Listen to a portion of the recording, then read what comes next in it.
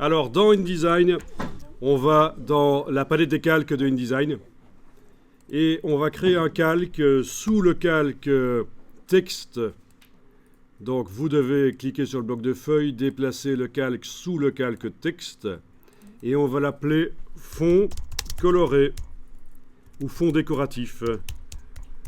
Donc, c'est pas la même chose que ce qu'on a fait l'autre jour qui consistait à mettre un fond dans le gabarit, un fond qui va se retrouver sur toutes les pages pour ternir un peu le papier pour que les images aient plus de punch. Donc c'est différent de ce qu'on a fait l'autre jour. D'ailleurs, je pourrais faire un autre calque.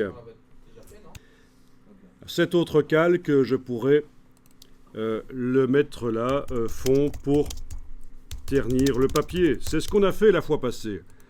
Un calque qui servait à ternir le papier. Je vous rappelle qu'on avait mis dans le gabarit un grand fond qui débordait sur les deux pages et on avait mis 4% d'encre noire dedans, je pense. Ou on avait aussi importé une image d'une texture de papier. Bon, celui-là, vous pouvez le verrouiller parce qu'en fait, ce qui m'intéresse ici, c'est le calque fond décoratif qui va contenir des blocs colorés, en fait, pour amener un peu de variété dans la mise en page. Vous pouvez mettre un fond de page coloré. Voilà, alors sur ce calque fond décoratif, je prends l'outil de création de rectangle et je vais tracer un rectangle qui va déborder, si je suis sur la page de gauche, ben il va déborder en bas, à gauche et en haut.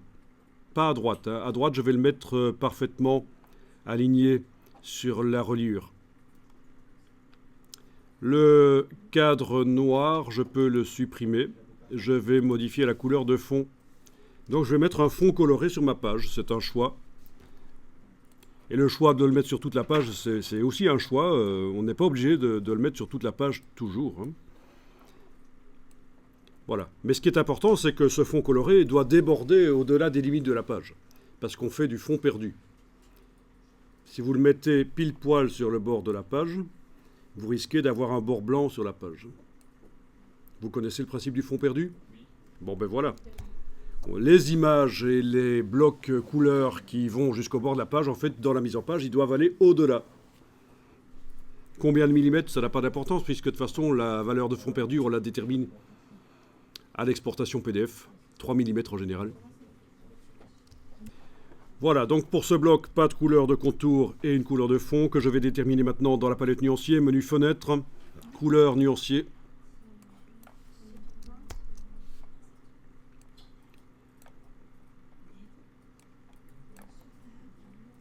Alors, nouvelle couleur.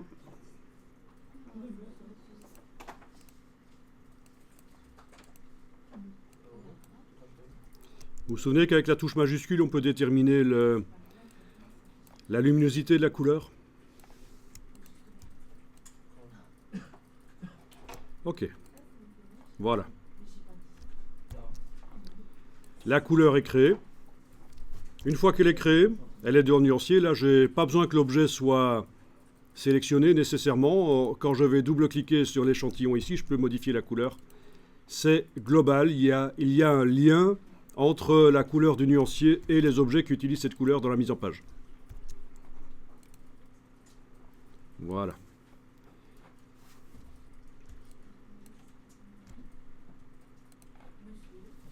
Alors, vous dites votre texte n'apparaît plus, et pourtant votre calque fond décoratif est en dessous. Et tu sais pourquoi, toi? Alors raconte. Donc en fait, tu sais pas pourquoi. Alors regardez ici, le bloc, est-ce qu'il ne serait pas par hasard en habillage? Est-ce que quand vous sélectionnez le bloc, est-ce que c'est... Ah ben voilà, hein, s'il est en habillage comme ça, c'est normal, le texte n'apparaît pas.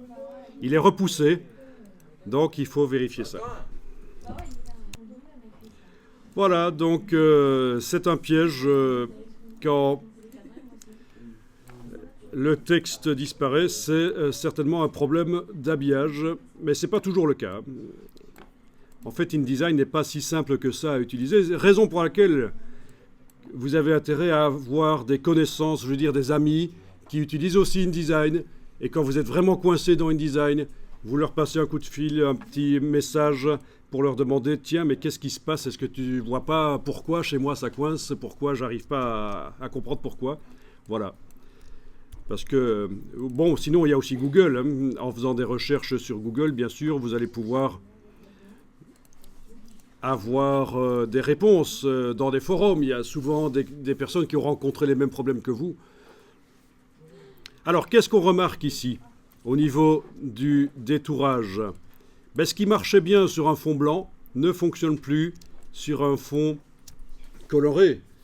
Ce trait blanc qui est autour du chat, ben, il ne posait pas de problème quand j'étais sur un papier blanc.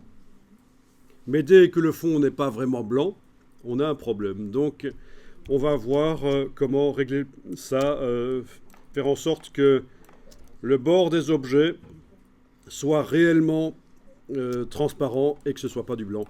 Et ça va se faire dans Photoshop. Et ça, après la pub. J'ai une question.